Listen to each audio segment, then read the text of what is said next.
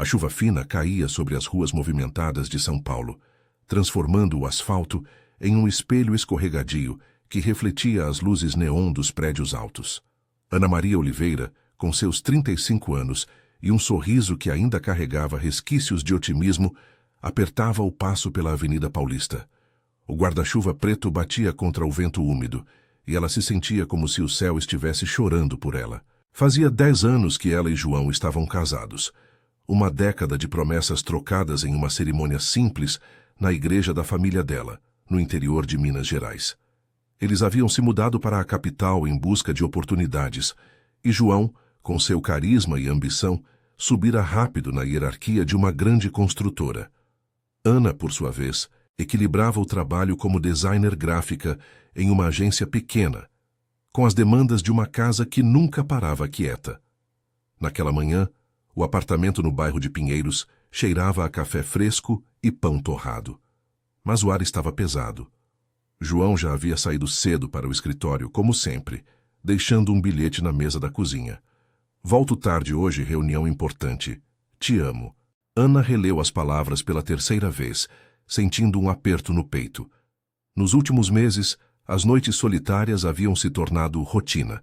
Ele chegava exausto, mal tocava na comida que ela preparava com tanto carinho, e as conversas, outrora animadas sobre planos para o futuro, talvez uma viagem à praia em Ubatuba, ou quem sabe adotar um cachorro, agora se resumiam a silêncios desconfortáveis. Ela tentava ignorar as suspeitas que brotavam como ervas daninhas em sua mente. É só o estresse do trabalho, repetia para si mesma, enquanto arrumava a mesa para o almoço que comeriam sozinhos, cada um em seu mundo.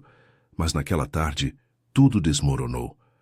Ana estava no supermercado da rua, escolhendo frutas frescas para o jantar, quando seu celular vibrou.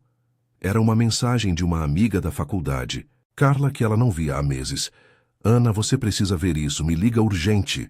O coração dela acelerou. Carla nunca era de dramas desnecessários. Sentando-se em um banco perto da saída do mercado, Ana ligou. A voz de Carla veio trêmula do outro lado da linha. Ana, eu vi o João ontem à noite, no restaurante italiano da Vila Madalena. Ele estava com uma mulher. Loira, elegante, tipo executiva. Eles pareciam muito íntimos, sabe? Rindo, se tocando. Eu não queria te contar assim, mas... As palavras de Carla ecoaram como um soco no estômago. Ana sentiu o mundo girar. Não pode ser, murmurou para si mesma, mas as fotos que Carla enviou em seguida confirmavam tudo. João, com o braço ao redor da cintura de uma mulher que Ana reconheceu vagamente como uma colega de trabalho dele, chamada Fernanda. Elas haviam se encontrado uma vez em uma festa da empresa, e Fernanda sorrira para Ana com uma simpatia que agora parecia falsa. As imagens mostravam taças de vinho, olhares cúmplices e um beijo que selava a traição. Lágrimas quentes escorreram pelo rosto de Ana enquanto ela voltava para a casa de táxi. O trânsito caótico da Marginal Pinheiros parecendo uma prisão de buzinas e fumaça. Chegando ao apartamento, ela trancou a porta e se jogou no sofá, o coração partido em pedaços irregulares. Como ele pôde? Eles haviam construído uma vida juntos, a casa mobiliada com o suor dos dois, as viagens curtas para o litoral paulista, os sonhos de uma família que nunca veio. Ana sempre fora a rocha, a que apoiava as loucuras dele, a que abria mão de promoções no trabalho para que ele brilhasse. E agora, isso.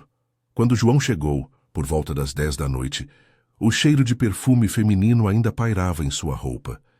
Ana o esperava na sala, as fotos impressas espalhadas sobre a mesa de centro. Ele parou na porta, o rosto pálido. — O que é isso, Ana? — perguntou, a voz baixa, tentando soar surpreso. — Isso é o fim, João. Como você pôde me trair assim? Com ela, logo ela. A voz de Ana tremia, mas havia uma força nova ali nascida da dor. Ele se sentou, passando as mãos pelo cabelo grisalho precoce. Foi um erro, amor. As coisas no trabalho. A pressão. Fernanda me entende, ela está no mesmo barco. Mas eu te amo. A gente pode superar isso. Superar? Ana riu, um riso amargo que ecoou no silêncio do apartamento. Você acha que eu sou idiota? Eu cuidei de tudo aqui enquanto você construía seu império. Eu mereço mais que migalhas. A discussão se estendeu pela noite, vozes altas alternando com silêncios exaustos. João confessou o caso de meses, disse que era só uma aventura, mas Ana via nos olhos dele o futuro que ele já planejava com a outra. No dia seguinte, ela consultou um advogado amiga, uma mulher prática chamada Renata, que atuava em casos de família no Fórum de Pinheiros. Você tem direitos, Ana. Os cartões conjuntos, as contas bancárias, a casa.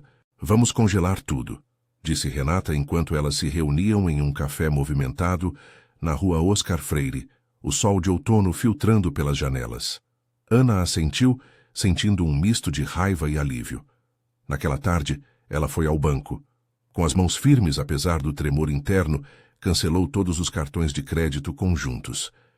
Não autorizo mais nenhum uso, declarou a gerente, uma mulher de meia-idade que a olhou com empatia silenciosa.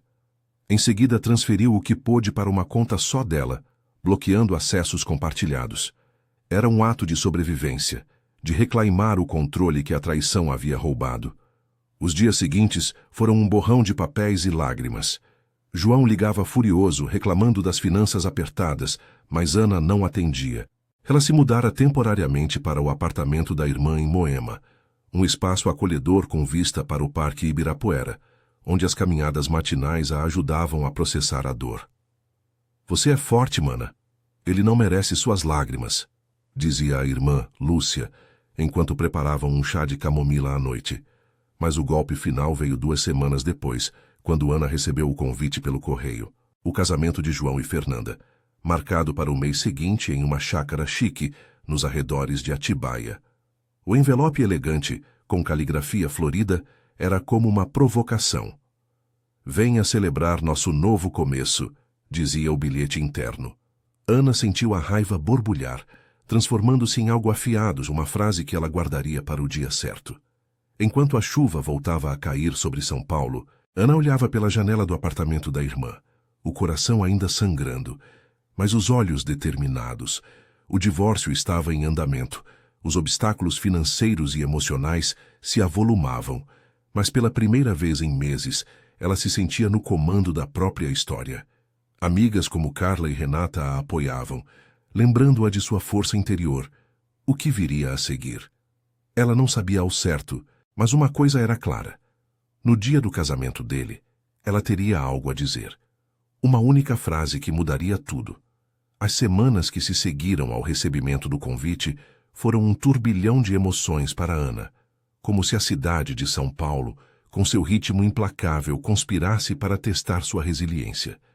O outono avançava, trazendo dias cinzentos e noites frias que se infiltravam pelas janelas mal vedadas do apartamento de Lúcia, em Moema. O cheiro de folhas úmidas do Parque Ibirapuera subia até o 5º andar, misturando-se ao aroma de feijão cozinhando na panela de pressão, um ritual que a irmã insistia em manter para trazer um pouco de normalidade àquele caos. Ana acordava cedo, o corpo pesado de noites mal dormidas, e saía para caminhar pelo parque, os tênis afundando na terra molhada, enquanto tentava ordenar os pensamentos fragmentados. O divórcio prosseguia devagar, como o trânsito na Avenida Brigadeiro Faria Lima, nos horários de pico. Renata, a advogada, marcara uma reunião no Fórum de Pinheiros, um prédio imponente de concreto e vidro que ecoava com vozes apressadas e o clique de saltos altos no piso de mármore. Sentadas em uma sala apertada, com pilhas de pastas ao redor, Renata explicava os detalhes com sua voz firme e prática, os óculos de armação fina escorregando no nariz enquanto folheava documentos. Olha, Ana, o João está resistindo na partilha dos bens. Ele alega que a casa em Pinheiros foi comprada majoritariamente com o salário dele. Mas você trabalhou fora o tempo todo e contribuiu com as reformas. Vamos contestar isso. E os cartões cancelados? Ele já está reclamando na justiça, dizendo que você agiu por vingança. Mas temos provas de que foi para proteger o patrimônio comum. Ana assentiu, apertando as mãos no colo, sentindo o peso da humilhação se misturar à raiva. Eu só queria me proteger, Renata. Ele gastava como se o dinheiro fosse infinito, jantares caros com ela, viagens que eu nem sabia. Agora, ele me acusa? É o cúmulo. Renata sorriu de leve, um gesto de solidariedade. É comum isso acontecer. Homens como ele não lidam bem com a perda de controle. Mas você tem a mim e a Carla do seu lado. Vamos ganhar tempo e forçar um acordo justo. Enquanto isso, foque em você. Encontre um terapeuta, se puder. Essa dor não some da noite para o dia. Saindo do fórum, Ana pegou o metrô na estação Pinheiros, o ar abafado lotado de passageiros cansados, o balanço dos vagões ecoando seu próprio desequilíbrio interno.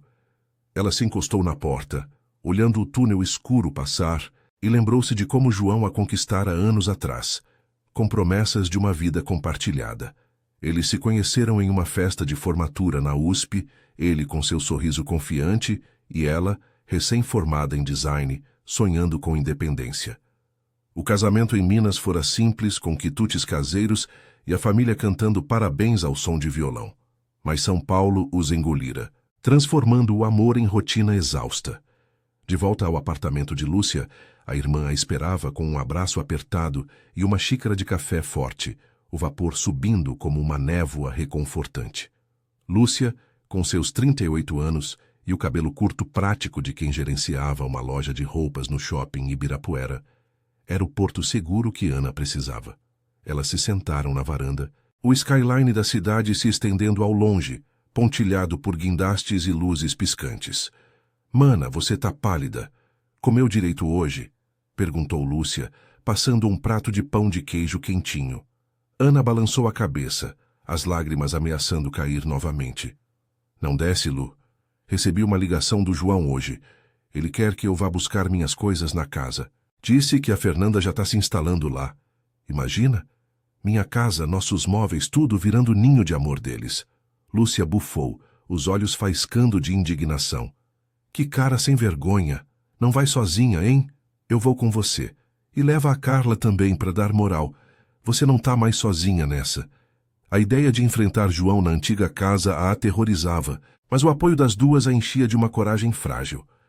No dia marcado, uma sábado chuvoso, elas dirigiram pela Marginal Tietê, o para-brisa embaçado pelo aguaceiro que martelava o teto do carro de Lúcia. O trânsito era um inferno de poças e buzinas, refletindo o tumulto no peito de Ana. Ao chegarem ao prédio em Pinheiros, o porteiro as cumprimentou com um aceno constrangido, sabendo dos boatos que corriam pelo condomínio. João abriu a porta do apartamento com uma expressão azeda, o cheiro de tinta fresca e perfume caro impregnando o ar. Fernanda não estava lá, graças a Deus, mas as mudanças eram evidentes. Almofadas novas na sala, fotos deles dois na estante que Ana montara com tanto cuidado. "Pode pegar o que quiser, Ana, mas faz rápido", disse ele, cruzando os braços, a voz carregada de impaciência. Ana sentiu o estômago revirar, mas ergueu o queixo, apoiada pelo olhar firme de Lúcia e Carla ao lado. "Rápido? Essa é a minha casa também, João. Eu ajudei a pagar cada centavo. E não se preocupe, eu levo só o que é meu, incluindo as memórias que você sujou." Elas passaram horas embalando caixas, roupas, livros de design que Ana colecionara, o quadro abstrato que pintara durante uma fase criativa. João ficou na sala, fumando um cigarro atrás do outro, tentando puxar conversa banal. "A gente podia resolver isso sem briga, sabe? Pelo bem dos velhos tempos." Carla, sempre direta, rebateu sem piedade. "Velhos tempos? Você enterrou eles quando traiu a Ana. Agora cuida da sua vida e deixa ela em paz." A tensão subiu quando João tentou impedir que Ana levasse uma joia de família, um colar de ouro que fora de herança da mãe dela. "Isso é nosso, parte do casamento", argumentou ele, o tom possessivo. Ana parou, o coração acelerado, e olhou nos olhos dele pela primeira vez sem medo. "Nosso? Nada mais é nosso, João. Eu cancelei os cartões, congelei as contas, e agora levo o que me pertence. Você escolheu isso." Com a ajuda das amigas, elas carregaram as caixas para o carro sob a chuva que não parava, o asfalto da rua brilhando como um rio negro. De volta a Moema, exaustas mas vitoriosas, Lúcia preparou um jantar simples de macarrão ao sugo, e Carla abriu uma garrafa de vinho tinto propondo um brinde. A Ana, a mulher que renasce das cinzas. Você vai brilhar mais que nunca. Naquela noite, deitada na cama de hóspedes, Ana sentiu as lágrimas virem, mas eram diferentes agora, de liberação, não de derrota. O divórcio avançava, com audiências marcadas e objeções de João que Renata desmontava uma a uma.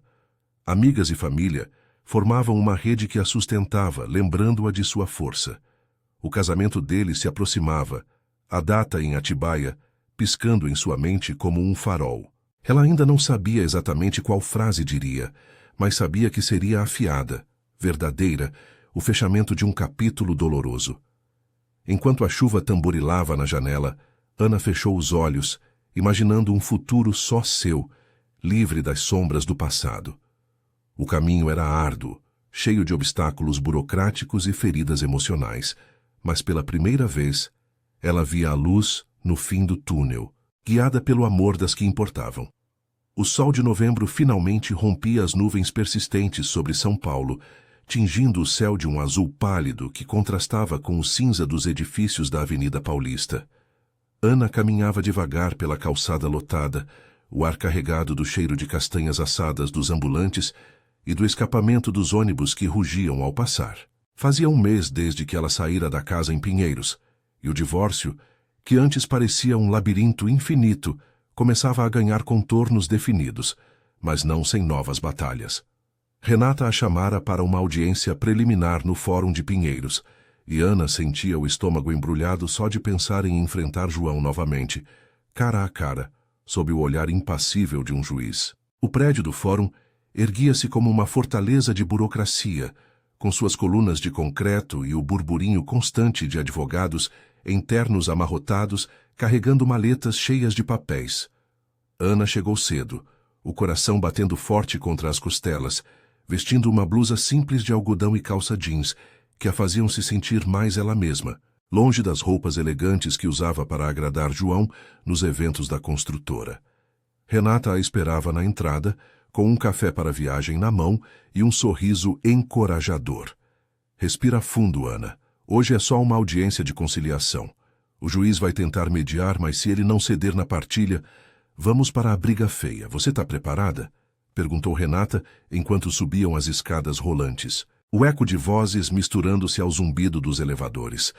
Ana assentiu, mas por dentro, o pânico borbulhava. Eu acho. Só não quero olhar para ele e desabar. Toda vez que penso na Fernanda se instalando na nossa casa, sinto vontade de gritar. A sala de audiência era um cubículo apertado, com paredes bege desbotadas e uma mesa longa onde o juiz, um homem de uns 50 anos com barba rala e óculos grossos, presidia. João já estava lá, sentado do outro lado, ao lado de seu advogado, um tipo magro de gravata frouxa que Ana nunca vira antes. Ele evitou o olhar dela, focando nos papéis à frente, mas Ana notou as olheiras profundas e o terno que parecia folgado, como se o estresse o estivesse corroendo por dentro. Senhora Oliveira, senhor Santos, vamos tentar um acordo amigável, começou o juiz, a voz monótona ecoando no ar-condicionado gelado. A divisão dos bens, a residência em Pinheiros, investimentos conjuntos, veículos, o que propõe? O advogado de João pigarreou, lançando um olhar calculado. Meu cliente concorda em ceder 40% dos bens à ex-esposa, mas os cartões de crédito cancelados por ela causaram prejuízos. Ele pede indenização por danos morais. Ana sentiu o sangue subir à cabeça. Danos morais? Ele que gastara fortunas em hotéis e joias para a amante? Renata rebateu rápido, como uma leoa defendendo sua cria. Prezado juiz, os cancelamentos foram para proteger o patrimônio comum, comprovado por extratos que mostramos. O senhor Santos admitiu o adultério em depoimento preliminar. 40% é ridículo. Ela contribuiu ativamente para o lar e a carreira dele. Exigimos 60%, mais a manutenção da casa até a finalização. João finalmente ergueu os olhos, o rosto contorcido em uma mistura de raiva e súplica. Ana, isso é loucura. A gente construiu tudo junto. Por que tornar isso um inferno? Eu tô sofrendo também, sabe? O casamento com a Fernanda é só para oficializar, mas eu ainda penso em você. As palavras dele foram como uma faca torcendo na ferida. Ana apertou os punhos debaixo da mesa, as unhas cravando na palma da mão. O juiz interveio, pedindo calma, mas o ar na sala ficou denso, carregado de acusações veladas. Após 1 hora de argumentos cruzados, o juiz adiou a decisão para a próxima semana, ordenando mais perícia nos bens. Saindo dali, Ana sentiu as pernas fracas, o sol agora forte batendo no rosto como um tapa. Você foi ótima lá dentro, disse Renata, acendendo um cigarro no estacionamento, o cheiro de fumaça misturando-se ao asfalto quente. Ele tá blefando. Vamos ganhar isso. Mas e você? Tá se cuidando? Ana deu de ombros, o peso da audiência ainda nos ombros. Tô tentando. Lúcia e Carla me arrastam para fora. Mas à noite. É duro. O convite para o casamento deles chega em breve. E eu fico pensando se devo ir. Renata apagou o cigarro e a olhou nos olhos. Vai se quiser. Às vezes, o fechamento vem de enfrentar o monstro de frente. Mas só se você se sentir forte o suficiente. De volta a Moema, o apartamento de Lúcia era um oásis de calor humano em meio ao caos paulistano. A irmã preparava um almoço de arroz, feijão e bife acebolado, o cheiro reconfortante preenchendo o ar, enquanto Carla chegava com uma sacola de compras do mercado da rua. Elas se reuniram na cozinha pequena, com azulejos brancos e uma janela que dava para o trânsito barulhento da Avenida Ibirapuera. Conta tudo, mana, como foi no fórum? Perguntou Lúcia, servindo pratos fumegantes, o avental florido amarrado na cintura. Ana desabafou, as palavras saindo em um fluxo, entre garfadas de comida que mal provava. Ele me olhou como se eu fosse a vilã. Falou que sofre, que o casamento é só para oficializar, como se eu devesse perdoar e entregar tudo de bandeja. Carla, mastigando um pedaço de carne, bufou com indignação. Oficializar? Ele tá se gabando. Aposto que a Fernanda tá ansiosa para desfilar no vestido de noiva pela casa que você decorou. Mas escuta, Ana, você cancelou aqueles cartões e mudou o jogo. Agora, pro casamento, vai com tudo. Qual é a frase que você tá guardando? Me conta, vai. Ana hesitou, olhando para o prato, mas o apoio delas a soltou. Ainda não é perfeita, mas algo como: eu cancelei os cartões, mas você nunca vai cancelar a verdade que eu sei. Ou sei lá, quero que doa, que mostre que eu me reergui sem ele. Lúcia riu, batendo na mesa. Isso aí, vai ser épico, e a gente vai com você para te dar cobertura. Nada de fraquejar. Os dias seguintes trouxeram uma trégua falsa. Ana voltou ao trabalho na agência de design, mergulhando em projetos de logos e campanhas que a faziam se sentir útil novamente. O escritório no centro, com suas paredes de vidro e o barulho constante do tráfego na Rua da Consolação, era um lembrete de que a vida continuava. Uma colega, percebendo sua distração, a puxou para um café na padaria do andar de baixo. Você parece carregando o mundo, Ana. Quer desabafar? Disse a amiga, com um latte na mão. Pela primeira vez em semanas, Ana abriu o jogo e o simples ato de falar aliviou o peito. Mas à noite, sozinha no quarto de hóspedes, as dúvidas voltavam. E se a frase não bastasse? E se João a ignorasse? O outono dava lugar ao começo do verão, com chuvas esporádicas que lavavam as ruas, mas não as mágoas. Então veio o convite formal, entregue por um motoboy no apartamento de Lúcia. O envelope creme, selado com cera, anunciava a cerimônia em Atibaia para dali a 2 semanas. João e Fernanda convidam para celebrar o amor que floresce. Ana o leu em voz alta para as amigas, a voz firme apesar do tremor interno. Elas brindaram com suco de laranja, rindo de nervoso, e Ana sentiu o crescimento brotando. Das cinzas da traição, uma mulher mais forte emergia, tecida pelo apoio inabalável de quem a amava de verdade. Enquanto o sol se punha sobre o skyline de São Paulo, pintando o céu de laranja e roxo, Ana se olhou no espelho do banheiro, os olhos brilhando com determinação. Os obstáculos do divórcio ainda pairavam, mas ela os enfrentaria passo a passo. O casamento se aproximava como um furacão, e com ele, a chance de virar a página de vez. Pela primeira vez, ela ansiava por isso. O dia do casamento amanheceu claro em Atibaia, com o sol filtrando pelas copas das araucárias que ladeavam a estrada sinuosa saindo de São Paulo. O ar fresco da serra carregava o perfume de eucaliptos e terra úmida. um contraste revigorante com o caos abafado da metrópole que Ana deixara para trás. Ela dirigia o carro alugado de Lúcia, as mãos firmes no volante, enquanto Carla tagarelava no banco do passageiro, tentando aliviar a tensão com piadas leves sobre noivas nervosas. Lúcia seguira em outro carro com Renata, que insistira em vir para o caso de precisar de uma advogada no improviso. O trânsito na rodovia Dom Pedro I fora tranquilo, mas agora, subindo as curvas íngremes, o estômago de Ana revirava, como se estivesse em uma montanha-russa emocional. A chácara era um paraíso para casamentos, gramados impecáveis, salpicados de flores brancas, um salão de vidro e madeira com vista para as montanhas e um lago artificial onde cisnes de plástico flutuavam preguiçosamente. Carros de luxo já enchiam o estacionamento e o som de uma harpa ecoava ao fundo, misturando-se ao burburinho de convidados em trajes elegantes. Ana estacionou longe da entrada principal, ajustando o vestido simples de linho azul que escolhera. Nada chamativo, só o suficiente para se sentir confiante. Seu coração martelava, uma mistura de raiva residual e uma empolgação inesperada pelo que viria a seguir. "Você consegue, mana", dissera Lúcia antes de saírem, apertando sua mão com força. Elas entraram pelo portão lateral, evitando o corredor principal, onde a cerimônia ainda não começara. O ar cheirava a churrasco distante e perfume caro, e Ana avistou rostos conhecidos, colegas de João da construtora, familiares distantes que a cumprimentavam com acenos educados, mas olhares curiosos. "Ana, que surpresa!" exclamou uma prima de João, aproximando-se com um copo de espumante na mão.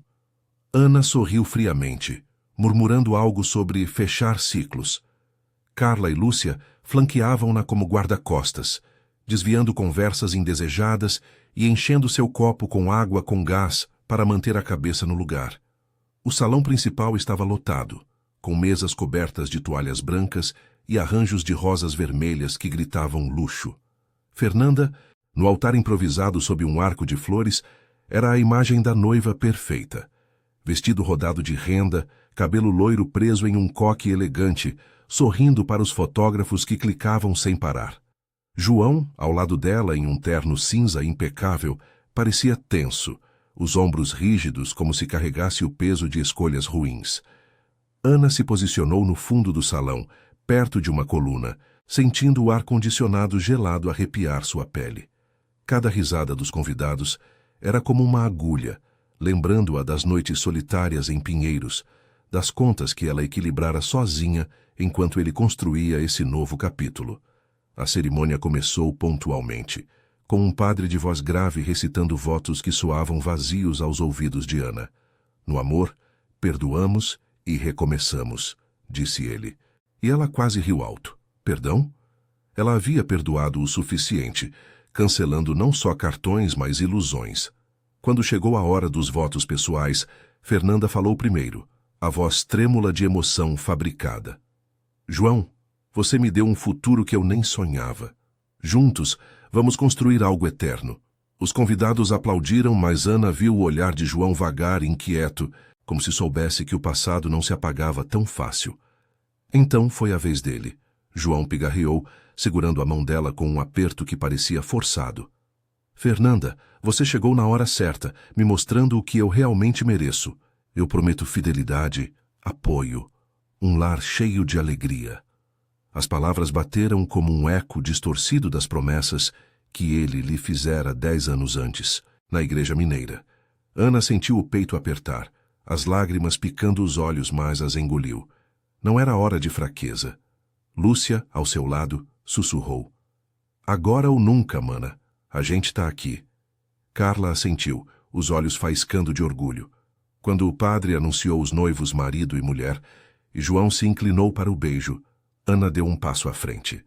O salão inteiro pareceu pausar, o beijo interrompido pelo murmúrio que se espalhava. Ela ergueu a voz, clara e firme, cortando o ar como uma lâmina afiada. "Eu cancelei os cartões depois do divórcio, João, mas você nunca vai cancelar a verdade. Eu fui a base que sustentou tudo isso, e sem mim esse felizes para sempre desmorona como um castelo de cartas." O silêncio caiu como uma cortina pesada. João congelou, o rosto pálido, os olhos arregalados fixos nela.